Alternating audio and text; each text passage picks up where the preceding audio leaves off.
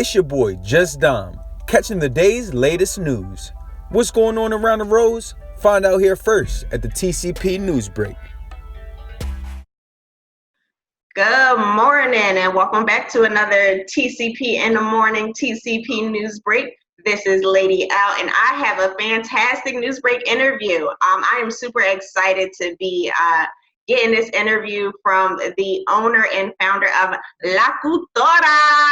Y'all, I am so excited. I've been kind of creeping on their social media pages, so I'm glad to have Miss Elise Irvis here joining us this morning. Welcome to the show. How are you? Good morning. Hey, I'm good. Very good. Very well, healthy. Happy to be here.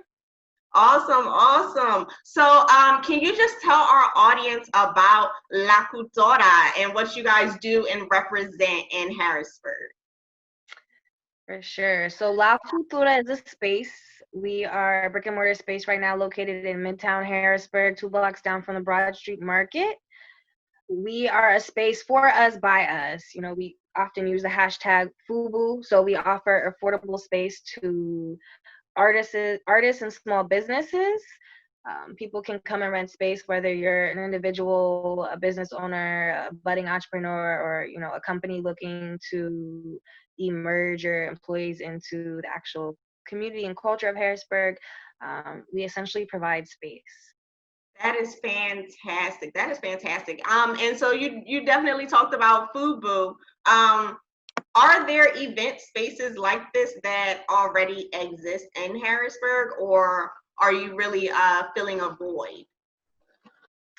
Good question. Maybe I definitely feel like maybe I underspoke there. So La Cultura, yes. If you're familiar with the term co-working space, right? Sometimes people associate La Cultura as a space that's kind of like it's called Startup in Harrisburg. That's the co-working space there in Harrisburg. One of the co-working spaces there. There's a couple others actually now that are coming up, but it is very similar to it's something like a co-working space, but think like your current local artist or entrepreneur, right? They're looking for maybe more of like a Starbucks after hours. In a lot of ways, we're an art gallery, an events venue, and a business incubator, because most of our events are around the idea of small businesses going from online to in stores. So it's super affordable. It's very dynamic. This space, it's something that is hard to even capture in a single picture because of the angles and the ways the walls are set up. We got colors and things, black floors. But yeah, it's something in the between of event venue, art gallery, and business incubator. Awesome. That sounds like there's a lot going on over there. So what kind of events do you guys are hosted at La Cultura? So or can anybody in any kind of event just host something? Yeah, so we have 2 staple events monthly. On the third Friday, it's kind of like a first Friday theme in Harrisburg. They call it Third in the Berg. So every third Friday, we host a pop-up shop from 7 p.m. to 10 p.m. And this is an opportunity specifically for Black and Brown businesses to go from online to in stores at an extremely affordable rate. We only charge a starting rate of $35 for you to come set up your table, your space, sell your product, sell yourself, and really launch or grow your business in that way. That's every third Friday, Third in the Berg pop-up. Our other staple event that we do monthly is open mic. Open mics started December or last fall. Last fall they started, and then COVID hit. And since COVID, we've still been able to do the open mics because we only offer it to the people who come to the actual space must be performing, so it's limited in that way, less than 25. But you can catch our open mics virtually online live on Instagram, from La Cultura's Instagram page, so La Cultura 717. And the voters vote on the best performance. The winner takes home the cash pot, $1 a vote. So that we've still been able to do the open mics, which I'm really excited how that came together, the virtual aspect of it. But open mics are pop-ups are the guaranteed monthly events. Otherwise, the space is open for other individuals to come and rent. So for example, this month we had Blackening Business pop up. I don't know if anyone who's watching has heard of L&L Beauty Supply Store. It's a Black-owned hair and beauty supply store in Harrisburg, which the community is super excited about. Like, just exist, their mere existence. So they came to us and rented out our space because ever since COVID, also we've been blocking off the street. So the city gives us the cones, the barricades, to block off the street, and it turns into a block party. So literally that's what it was. They hosted an event called Blackening Business, and it was a block party of Black businesses, very much like our pop-up. This month, also someone's doing a community fashion show, utilizing the space for a fashion show. Again, business-oriented, but culture is infused in every aspect of the programming, to the marketing, to the fashion, whatever art, piece of art, all types of art. But it's mostly appealing to artists because it's kind of a blank shell. So if you lack creativity, you might walk in and kind of feel at odds on how to host an event there, what to do with the space. So in that way, it's very much, like I said, for us, by us, everything. And then the events that me and my team curate, for example, we have Cafe Negro coming up. It's a spinoff of Dinner and Blanc for Labor Day weekend. Yeah. So all Black affair, hashtag Black is King, neo soul vibes. We have a lot of vegan artists or chefs come through. So a lot of people who are prioritize their health and well-being through health and wellness, what they're eating, things they're intaking, and all that.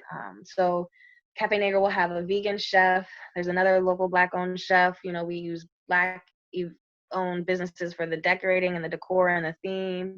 And it honestly was generated from a Facebook thread. Someone wanted to know where to go eat a nice restaurant in Harrisburg, and we couldn't think of a space. No one had any suggestions. Oh my goodness.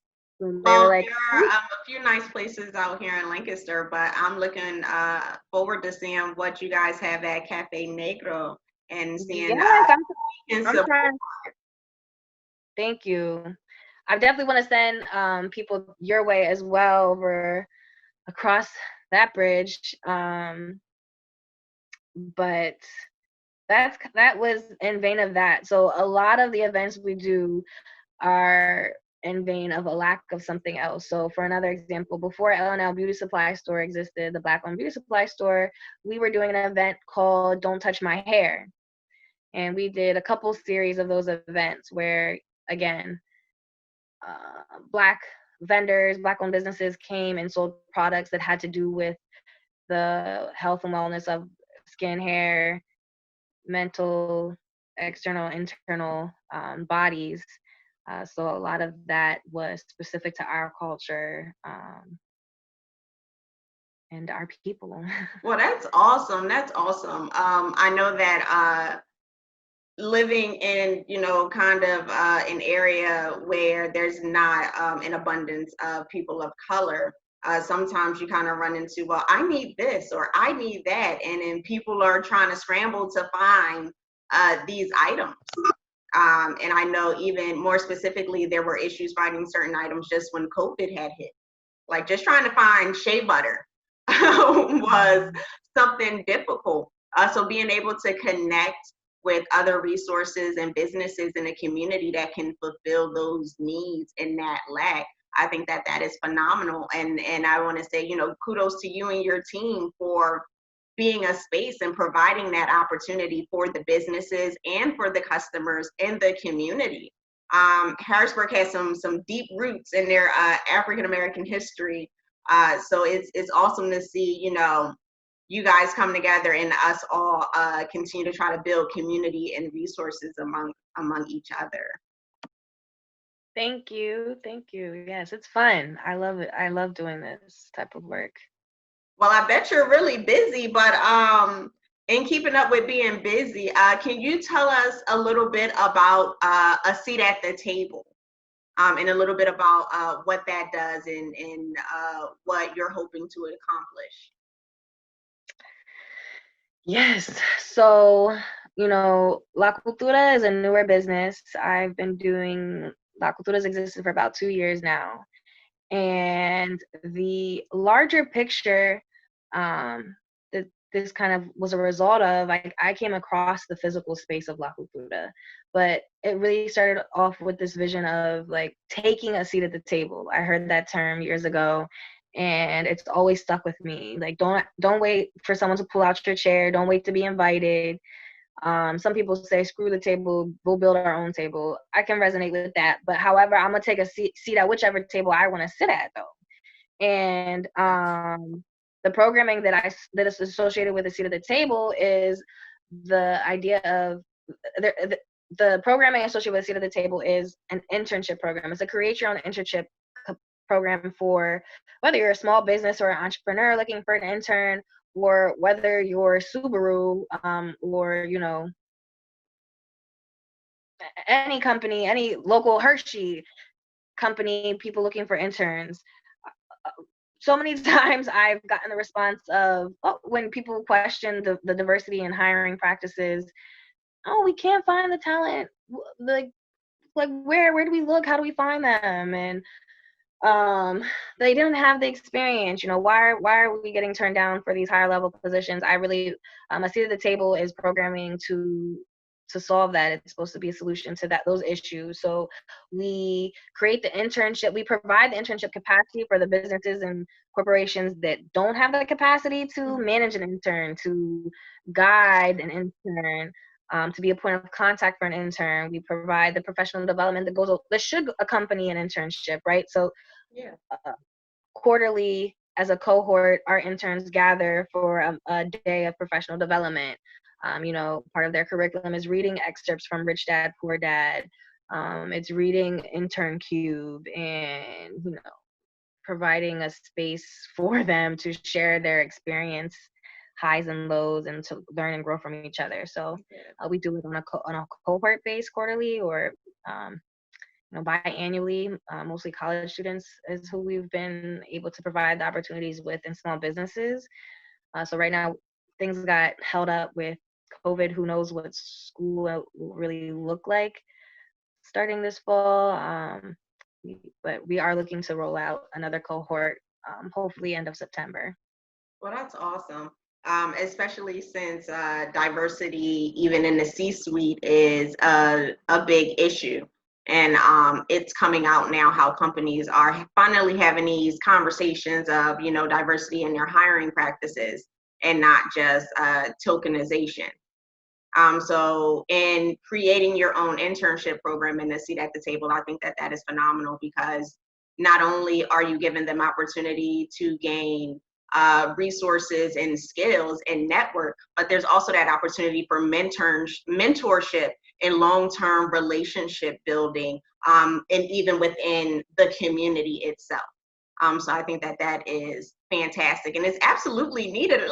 La Cultura is just filling all the needs. So if you need any resources, just start there. Just come through there. Just ask for Elise, and she will hook you up. Yeah, I mean, that's the goal. We are here. You and I were talking about relocating, choosing your home, settling down. And I came back to Harrisburg 3 years ago, and so much that I wanted or needed and was getting elsewhere wasn't in this particular space. So whether it was jobs, whether it was other Black and brown people, Black and brown professionals, I do a lot with young professionals of color here in Greater Harrisburg, YPOC. It's a great organization, but people don't stay. If you see an opportunity elsewhere, we don't retain diverse talent. So how can we do that if there's nothing for them to do fun, if there's no jobs for them, things like that. So I try. And that you're absolutely right. And a part of tackling that is making sure that there are employers of color, making sure that there are small businesses that are owned by people of color that have the capital and the structure to hire other people of color. And again, building that whole economic structure right there, and support for the community and resources. And that's how we get the wheel turning and making, you know, that deep impact. So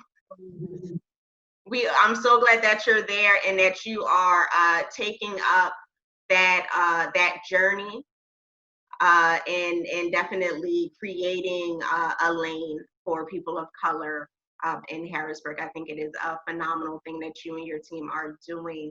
And yeah, I'm glad that, you know, it's nice to see, because we know that, you know, there are more of us who are culture professionals who see a need for our community.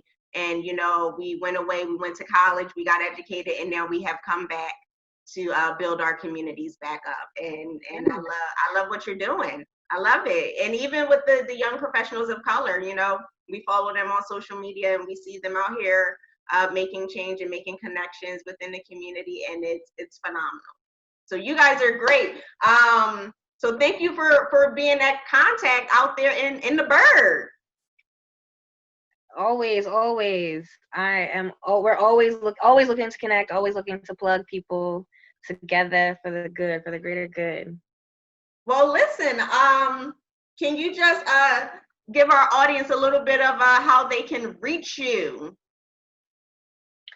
Yes, I mean, if it's stuck like it did for me, a seat at the table 717 at gmail.com is my email. La Cultura, HBG.com is the website. That's La Cultura, CULTURA, HBG.com.